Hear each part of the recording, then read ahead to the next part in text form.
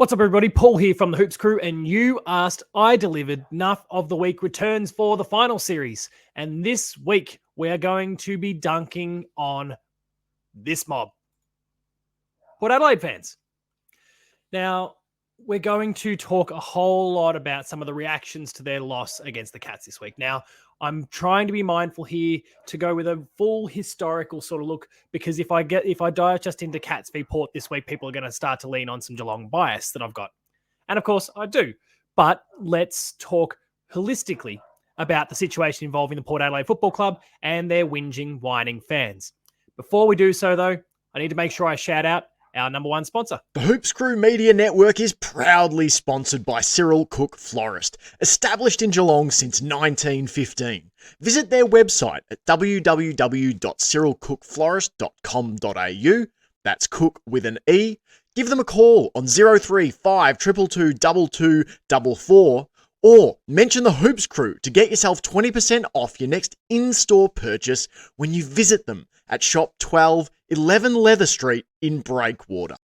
So, Port fans, I want to talk about the fact that you lost to us by 84 points this week and the response that a whole lot of you have brought to the table in the days, minutes even, since.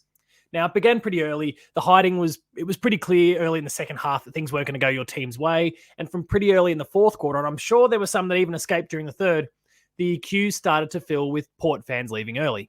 Now, I don't begrudge anyone for leaving early sometimes. Sometimes you've got things to attend. I've done it. We've all probably done it at some point where we've had to leave a game early. Unfortunately, in a few cases, I've had to leave games early when the Cats are winning. Like, it's not ideal, but it is what it is. This was a bit different. This was a whole bunch of your fair-weather fans, presumably. Not all of them. I'm not saying you're all fair-weather fans, but as in some of your fair-weather fans within the community who've decided, we're done here. We're leaving. We're going home early. It's not because there's much Adelaide traffic. I've driven through it this year. It's not that bad. Just because they didn't like the result. And then what we saw afterwards was a whole bunch of whinging and whining on cameras, on social media. There's a whole bunch of people that got interviewed by television crews and are crucifying Ken Hinkley and whinging and whining and bitching and moaning, and it's just gross. And the reason why I'm kind of fed up with this sort of behaviour, and I'll be clear, it's not just Port Adelaide fans who've behaved this way in the past. We're seeing it from a whole range of supporter bases at the moment. Essendon fans have done a whole lot of it lately. Carlton fans have done it in the past. It's been a long time since Geelong's been a mediocre team or a club that's consistently disappointed, but I'm sure back in the day we had fans that did it as well. It's not just Port Adelaide fans who are behaving this way, but the thing for me that kind of makes the Port Adelaide fans stick out in this case is that your team finished top 4. Like, you've got a second chance. The season is not over. You could still make a prelim. You were second on the ladder at the end of the season. Ken Hinkley and his team have done an incredible job to get your club to where it is this season.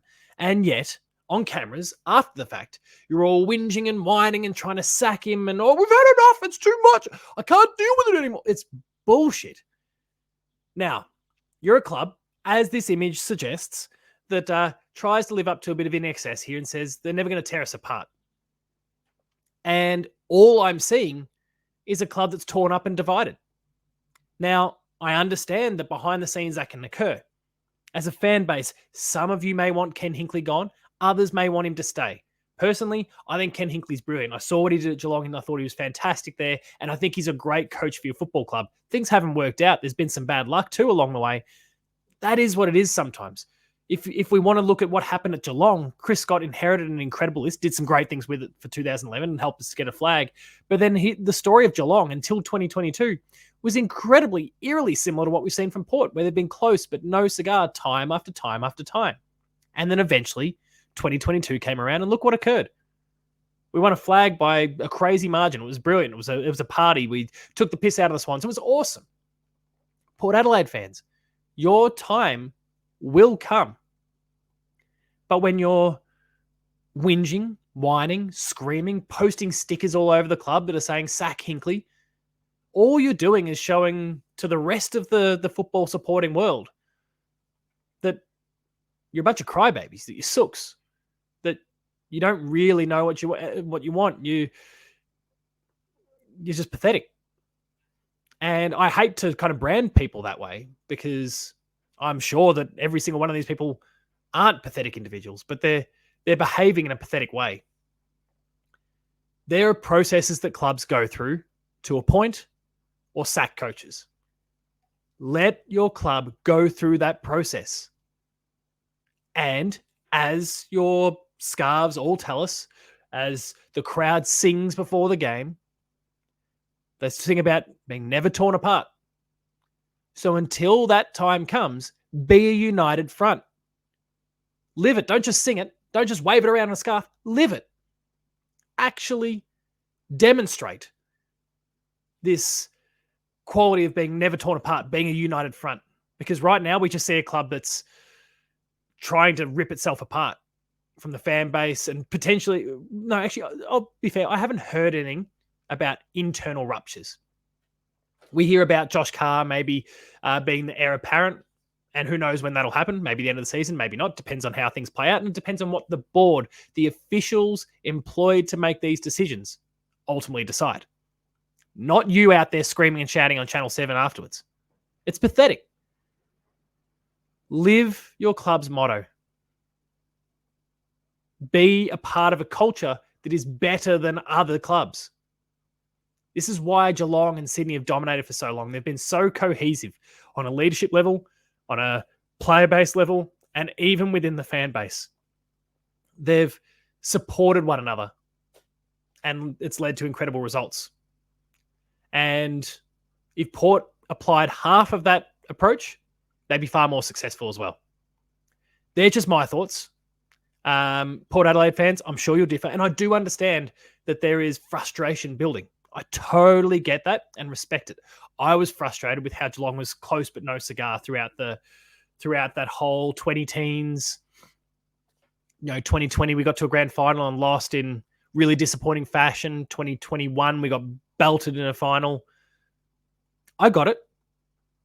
But I also trust the people who are paid officials, paid employees of the club to make informed decisions. I back the culture of my club in.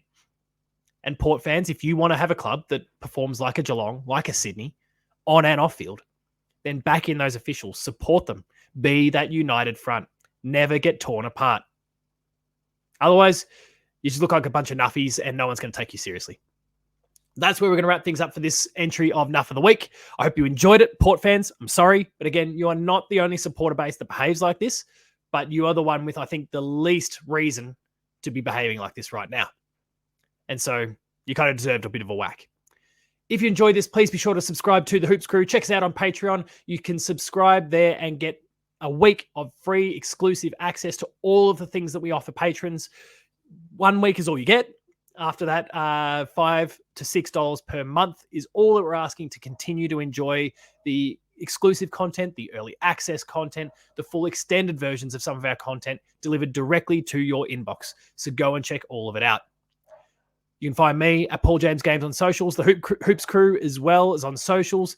And until next time, remain Geelong strong. We've got a week off, Cats fans. Let us know what you want to see from the Hoops Crew in that time. How do we deliver the content that you're looking for? Thanks a lot for watching. Remain Geelong strong, and I'll see you later.